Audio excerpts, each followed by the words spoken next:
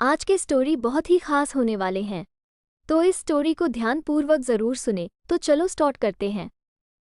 जैसा कि हम सभी को पता होगा कि सभी लोग आजकल अपने अपने घर वालों के सामने ही कॉलेज आने जाने के समय मोबाइल पर बातें करना आपसे हो गई है। और आजकल इन बातों को दिल की गहराई से भी नहीं समझता है, क्योंकि कॉलेज में जाते जाते लड़के बड़े हो जाते हैं और वो अपने मन की मर्जी करने लगते हैं। एक मधु नाम की लड़की थी, 14 मार्च 19 साल की को, और उसके BA ग्रेजुएशन पहली सेमेस्टर में एडमिशन लिया था। मधुर एक बहुत ही ज़्यादा सुंदर और सुशील लड़की थी। मधु बिना फालतू में किसी से कोई भी बातचीत नहीं किया करती थी, लेकिन बहुत सारे लड़के उसकी शराफत बहुत ज़्यादा फ़ायदा उठाते थे और उसे कॉलेज में बहुत ज़्यादा परेशान किया करता था। एक दिन की बात है, मधु कॉलेज के गेट से कॉलेज अंदर जा ही रहे थे कि रास्ते में उसकी सीनियर लोग मिल जाते हैं। जिसके सीनियर लोग मिलते हैं, नोटों को तुरंत ही अपने पास बुला लेती है, क्योंकि मूवी देखने में काफ़ी ज़्यादा चंचल और सुशील लगती थी। देखने में जैसे ही मधु अपने सीनियर के पास जाती है, तो उसे मधु अपने सीनियर से कहती है कि क्या बात है, बताइए। उसका सीनियर कहता है, क्या क्या तुम्हें ABCD लिखने आती है? तभी मधु कहती है कि अगर मुझे ABCD लिखने नहीं आती तो मैं कॉलेज में कैसे पहुंच पाती। इतना सुनते ही सीनियर लड़के और लड़कियों को बहुत ज़्यादा गुस्सा आ जाती है। वो बुरा भला मधु को कहने लगते हैं। तभी मधु के क्लास का और उसी की समस्या का है एक लड़का मधु पर नज़र पड़ती है, जिसे वो लड़का देखता है कि जिसका नाम रमेश था। रमेश ने देखा कि उसकी क्लासमेट मधु को सीनियर लोग मिलकर उसे छेड़छाड़ तथा उसकी रैगिंग कर रहे हैं। ये देखकर रमेश को रहा नहीं है, वो सीनियर के पास जाता है और कहता है कि यह जो आप लोग कर रहे हैं वो बहुत गलत बात है। किसी भी लड़की को इस तरह परेशान करना बिल्कुल भी अच्छी बात नहीं है। उसके बाद सीनियर लड़के तथा रमेश में काफ़ी ज़्यादा जमा हो जाता है और आखिरकार रमेश मधु को अपने साथ लेकर कॉलेज में अंदर जाना जाता है कि आज करने के लिए। जैसे ही मौजूदा था, रमेश क्लास करके बाहर निकलते हैं। रमेश से मधु कहती है कि कॉलेज में जो लड़की मुझे परेशान कर रहे थे, मुझे उससे बचाने के लिए आपका शुक्रिया। तभी रमेश कहता है कि ऐसी कोई बात नहीं है, तुम्हें मुझे शुक्रिया करने की कोई ज़रूरत नहीं है, क्योंकि तुम मेरी क्लासमेट हो और तुम्हारी सुरक्षा और रक्षा करना मेरा फर्ज होता है। इन सभी बातों को सुनकर मधु को रमेश पर काफ़ी ज़्यादा प्यार है, दया आने लगती है। अब कॉलेज मधु और रमेश दोनों साथ साथ जाते थे, साथ ही कमी से आते वक्त भी दोनों एक साथ आते थे। रमेश को पता था कि कॉलेज में बहुत सारे लड़के होते हैं, एंजॉय जूनियर लोकेशन लड़कियों की रैगिंग करते हैं। अब तो रमेश मधु को कहता है कि तुम अगर पहले आ जाओगी कॉलेज तो तुम कॉलेज अंदर मत जाना, मेरा इंतजार करना बाहर ही है। जब मैं कॉलेज जाऊंगा तो मेरे साथ अंदर चलना, फिर उसके बाद किसी को भी कॉलेज के अंदर तुम्हें कुछ भी कहने की हिम्मत नहीं होगी। दोनों ऐसा ही करते थे कि जो भी कॉलेज पहले आता था उन्हें इंतजार करना पड़ता था दूसरे के लिए है। ऐसा करते करते काफ़ी ज़्यादा दिन बीत गया था। उन दोनों ने अब प्रथम सेमेस्टर से प्रमोटेड होकर अब कॉलेज की तीसरे सेमेस्टर में पहुंच चुके थे।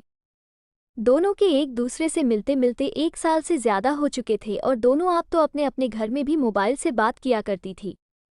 दोनों की काफ़ी ज़्यादा मित्रता और बेहद ही ज़्यादा गहरी मित्रता कॉलेज की है समय ही हो गई थी। अब हम दोनों मिलकर मुझको ले जाते थे क्लास करने के लिए और कॉलेज दोनों प्रतिदिन आने के कारण दोनों क्लास में अच्छी रेपुटेशन पर पहुंच गए थे। दोनों को एक साथ आते जाते देख क्लास की बहुत सारे लड़के लड़कियां दोनों के बारे में बहुत ज़्यादा गलत शरत बातें किया करती थी, लेकिन इन बातों से मधु को किसी भी प्रकार का कोई फर्क नहीं पड़ता था, क्योंकि मधु कहते थे कि हम दोनों सिर्फ एक अच्छी दोस्त है, वो जिसको जो सोचना है सोचने दीजिए। हम लोग कॉलेज में साथ आते हैं, साथ जाते हैं और साथ रहते हैं, हमेशा ऐसे ही रहेंगे। दुनिया वाले कुछ भी सोचे, मुझे कोई फर्क नहीं पड़ता है।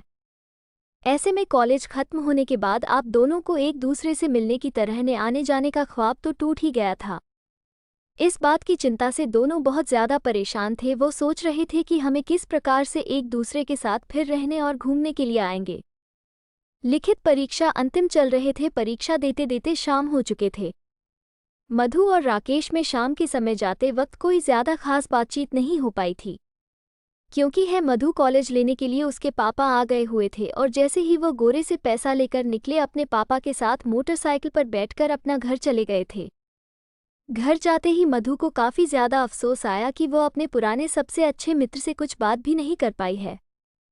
फिर मधु अपने घर वालों को इधर उधर जाने का इंतजार करती है। जैसे ही घर वाली रह जाते हैं, मधुर अपने कमरे में जाती है और राकेश को फ़ोन करती है। जैसे ही फ़ोन करती है, एक ही रिंग में राकेश फ़ोन उठा लेता है और कहता है कि मुझे पता था तुम फ़ोन ज़रूर करोगी।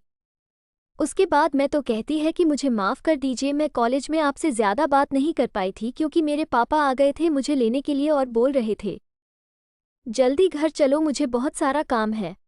उसके बाद में तो कहती है कि मुझे आपके बिना बिल्कुल भी मन नहीं लग रहा है। उसके बाद राकेश भी कहता है कि मुझे भी, और मेरे दिल से हार भी कुछ ऐसा ही है। तभी मधु कहती है कि लगता है हम दोनों को प्यार हो गया है और अब हम लोग एक दूसरे के बिना नहीं रह सकते हैं। जैसे जैसे समय बीत रहा था, वसीम उसे दोनों की दूरियां, दोनों की मजबूरियां बन गई थी, क्योंकि दोनों बिना कॉलेज के अब एक दूसरे से मिल भी नहीं पा रहे थे। अब तो दोनों की व्हाट्सएप कॉलिंग तथा ऑडियो कॉलिंग पर ही ज़्यादा बातचीत होती रही थी। एक समय ऐसा है आपके दोनों 24 घंटा बात किया करते थे, क्योंकि उसके बिना एक मिनट भी दोनों में से किसी का भी मन नहीं लगता था। उसके बाद एक दिन मरोगे दी है कि क्या हम लोग इसी तरह फ़ोन पर ही बातें करते रहेंगे सभी दिन। अभी मधु कहती है कि मेरे घरवाले मेरे शादी के लिए लड़की देख रहे हैं। आगे मधु कहती है कि कुछ भी हो जाए मैं किसी और से शादी बिल्कुल भी नहीं करूंगी, मुझे तो तुम भूल जाना पसंद हो, मैं जब भी शादी करूंगी तुमसे ही करूंगी। एक दिन मधु के माता पिता मधु को अपने पास बुलाती है और कहती है कि देखो बेटा, मैंने तुम्हारे लिए एक लड़का पसंद किया है। ये फाइल में उसकी फ़ोटो है, तुम देखकर बताओ क्या तुम्हारे लिए सही रहेगा। ये सुनते ही मधु को काफ़ी ज़्यादा गुस्सा आ जाता है। वो कहती है कि मेरे लिए लड़का है या किसी प्रकार का हुआ ढूंढने का कोई ज़रूरत नहीं है, क्योंकि मैं जब भी शादी करूंगी अपनी पसंद के लड़के से शादी करूंगी, और अपने पसंद के लड़के को मैं बहुत पहले ही पसंद कर चुकी है। मैं उसके बिना एक मिनट क्या एक सेकंड भी नहीं रख सकती हूँ। ऐसे में किसी और से शादी करने के बारे में सोच भी नहीं सकती। फिर मुझे भी माता पिता मरो से रमेश की पूरी जानकारी लेते हैं और फिर उसका घर खानदान दाता रमेश को देखने के लिए उसके घर जाते हैं। दोनों परिवारों में काफ़ी देर तक बातचीत होती है और अंत में दोनों का प्यार जीत जाता है। ये दोनों के घर वाले दोनों की शादी के लिए राजी हो जाते हैं। हाँ, उस दोनों मधुर और राकेश बिल्कुल खुशी खुशी अपना जीवन व्यतीत कर रहे थे। ये स्टोरी आपको कैसा लगा कमेंट में ज़रूर बताना। अगर आपको अच्छा लगा तो मेरे चैनल को लाइक शेयर सब्सक्राइब ज़रूर करें। मिलते हैं नेक्स्ट वीडियो में, तब तक के लिए बाय।